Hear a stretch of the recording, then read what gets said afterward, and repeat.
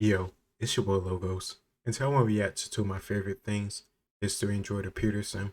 This time, Jordan Peterson talking about Adolf Hitler and his thoughts on him. I know some people don't like discussing Hitler, but I don't mind talking about any person of history because it's all knowledge. Even the worst person in history or others like Adolf Hitler, we could learn something from them. At least learn how to not repeat it, or at least see the steps and the occurrences happening and prevent that from reoccurring. And not also overreact to certain politicians or certain ideas that we see nowadays and say it's Hitlerian. Hitler was an especially evil type of person with an evil ideology. We shouldn't just blatantly or easily throw labels of his name on people just because we disagree with them. But let's get into it. So one of the things Hitler started, it's a very strange story in many ways because Hitler was obsessed with order and cleanliness. He was a very orderly person. And he was very sensitive to disgust, because you think, well, the Nazis were afraid of the Jews, because they were other. And that's not right. What's more accurate is that especially Hitler, he was very sensitive to disgust. That's what it looks like. And if you're disgusted by something, then you want to eradicate it, right? If you're afraid of something, you want to run away from it. If you're disgusted by it, you want to burn it to the damn ground. You want to get rid of it. And his writings, like I read a book called Hitler's Table Talk, which was his spontaneous discussions during dinner time from 1939 to 1942. It's really another amazing book. Honestly, that sounds pretty interesting to me because you only see Hitler really in the speeches, and when he's like screaming at the top of his lung, invigorating the whole crowd of thousands of Germans, and other ways like that doesn't make him look, I don't know, just like a normal human being. Well, he's not a normal human being, but just casual conversation. So I'm gonna probably check out that book because it gives you a deeper dive into his mindset and stuff that he does think. And we had been doing some work inspired a bit by Jonathan Haidt, who's done a lot of work on disgust and the relationship between trait personality. And I was reading this book at the same time, and it was just unbelievable how often Hitler referred to the people he was eradicating, the Slavs and the Gypsies and the Jews and all the people he went after, as parasites and as rats and as insects and all of that. So they were kind of put into that category. And here's a horrifying part of that story. Like when Hitler first came to power, he put in a lot of public health initiatives, including mass tuberculosis screening, which actually turned out to be a good thing. It is. And at the same time, he went on a beautify the factories campaign. And so he convinced the German factory owners and so forth to increase the levels of hygiene in the factories, to get rid of the rats and the mice, to plant flowers out front, to make everything look neat and orderly. And the insecticide they used was Zyklon. Well, Zyklon, to eradicate the rats and the insects, Zyklon, a slightly different formulation, was the gas that was used in the concentration camps. And so Hitler went from cleaning up the rats and the mice in the factories and the insects, and then he went into the mental hospitals and started cleaning up in there. And then it just went broader and broader, again, sort of one step at a time. And the Germans had plenty of reason to be resentful and hateful because, think about what they went through. We can't even imagine it. First of all, there was World War I, and so there was many men, like Hitler himself, who served in the trenches. And there's one story about Hitler. Before he goes into that, I want to just dive a little deeper into what he said about, because this isn't making an excuse for the German people at the time allowing Hitler to get into power and do all the crazy fucked up stuff that he did do. But also what they don't tell you too is that there were backlash against Hitler and some of the programs that he did do, like the mental hospital euthanization. That stuff got backlash once the German public did find out about it. So he did that stuff low key under the radar. So it wasn't as publicly supported, and he just had his underlings or people that agree with him keep on doing it. But I wanted to go back to World War One because during World War One, Germany was under a blockade from Britain throughout the whole war. So from about 1914 to about 1919 or 1920 from memory. It's been a while since I went into World War One history. But the point is they was under a blockade for 5 years.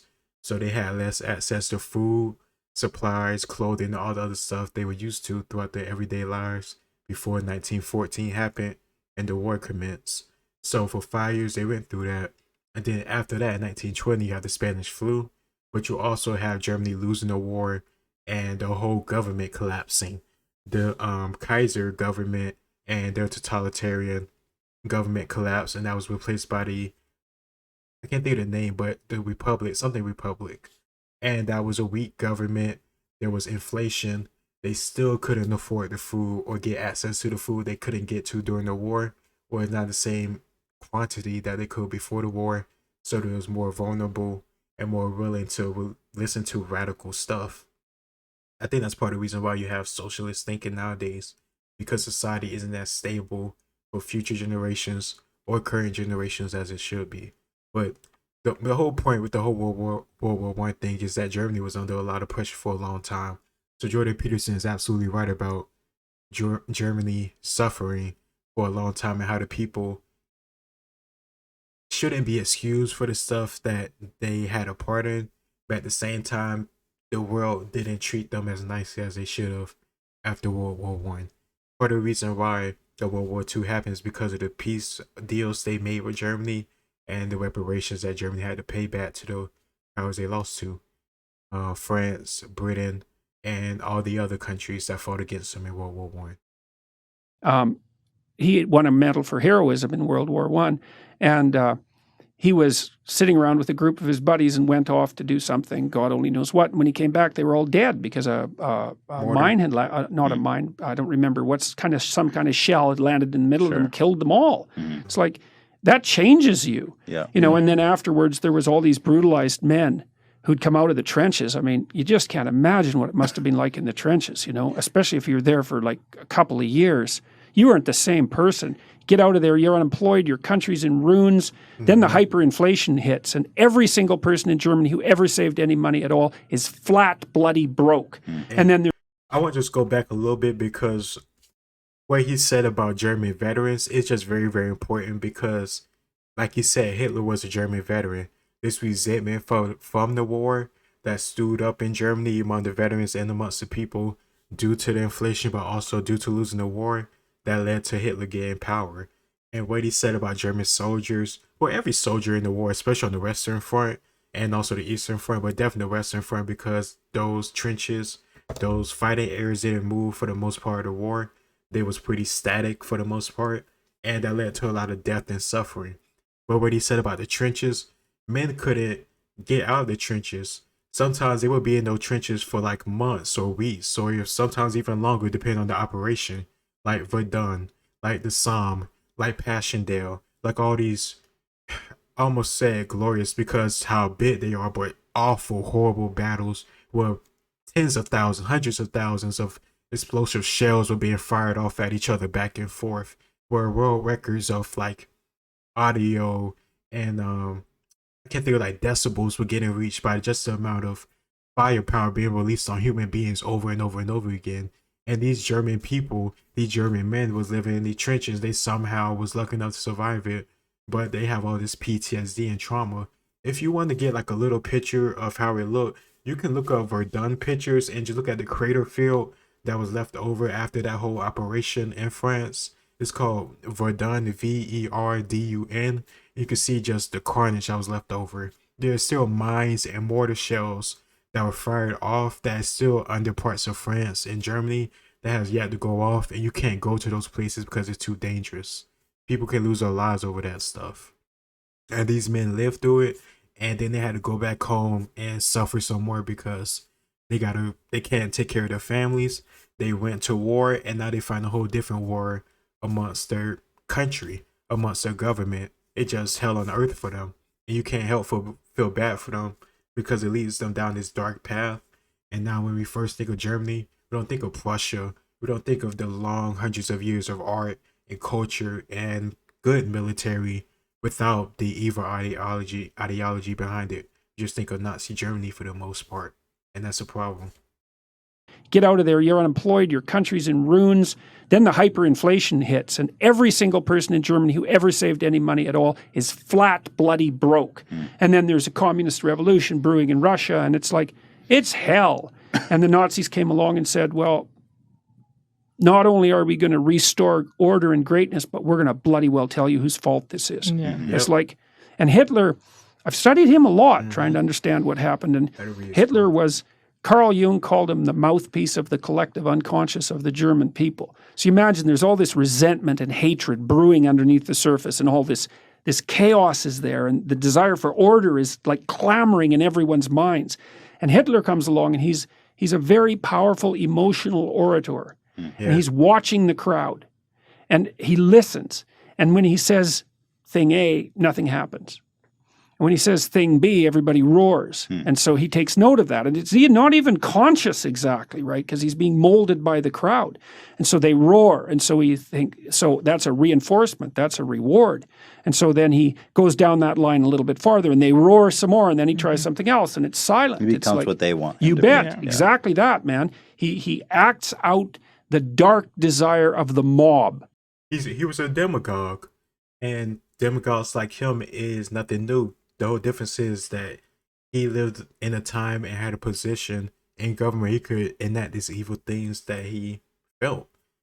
There's a lot of evil, messed up people in the world, but most of those people aren't in places of government, or they're not so overt in their evil. You know what I mean? They're not gonna do a whole chemical genocide against a group of people, but maybe they will screw over the local people in the state if they're a politician, or they'll screw over their workers if they're like a major corporation, or a local neighborhood if they're like letting out dirty water or sewage into like the local, I don't know, refinery, or I can't think of the word where they keep water at, like underground, that is like fresh water that they use to like give clean water to cities and stuff like that. But my whole point is, demagogues pop up all the time. Rome had a whole bunch of them. They had a string of demagogues over and over again. You had the two brothers that came after each other back to back.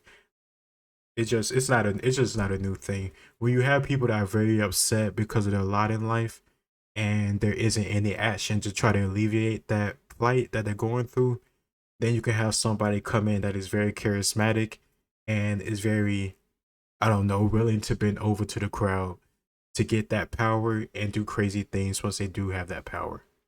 So he becomes the embodiment of the dark desire of the mob. And that's partly why he had the charisma. It's right, because there's this unconscious fantasy brewing in the back of everyone's minds. You see that to some degree now with Antifa, for example, and their proclivity towards violence. You know, and you ask, just exactly what's going on there? Well, Hitler came to embody the desire of the German people for order and revenge. And he embodied that fully. You know, and you could say, so what happened was a collaboration between him and the people. It wasn't Hitler turned everyone into Nazis. It's like, no, that's not how it worked. I'm sure there was a lot of good people still left over who got just overrun by the mania too. Well, at the start, when you see, this is the thing, when you have like a government overthrow, you kill people who don't support you. I mean, you have the Night of the Long Knives. I think that's like an operation that Hitler did either against Jewish people, or he did that against his political enemies. If that's not the name of it, there's another incident, but the name of it is escaping me right now.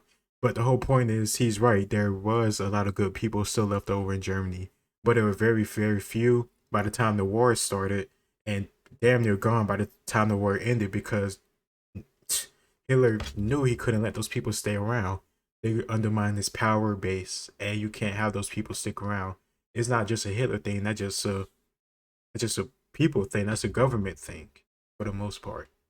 But the difference is, most governments doesn't have dictatorships nowadays, so you can't just openly kill or massacre your enemies or force them to leave the country. You can't do that, especially most Western countries. It depends on the situation, you know, Julian Assange and so, but let's not get into that yet. Or disgusted by it. Well, the other thing too is that, you know, people are not that brave. And everybody thinks, this is one of the things I teach in my Maps of Meaning class, you know, it's like, okay, you look at Nazi Germany in the 30s and you think, well, I'd be one of the heroes who rescued the Jews. It's like, statistically, that's very improbable. Right. And one of the things I've learned in the last year with all this strange political, Nonsense. what would you say? Chaos.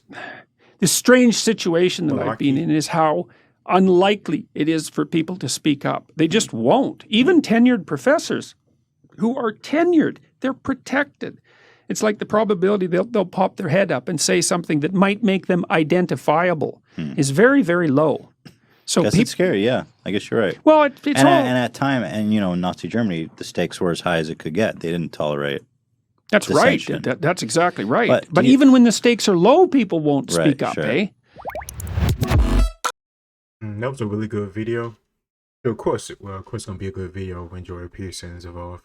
Yeah, I'm a little bit biased, but he says a lot of stuff that I do agree with. But every now and then, of course, I have to disagree because he's human like me. He's a different person. We always have our own thoughts and perspectives because of the life we live. Plus, he's much older than me. He definitely has a lot more wisdom. So who knows how my leanings or whatever could change as I get older. I could agree with him more. I could disagree with him more. Who knows? It doesn't really matter. We just two people discussing our views and trying to provide some type of positive input into this world and society. So that's all I gotta say. It's your boy Logos, and I'll see y'all next time.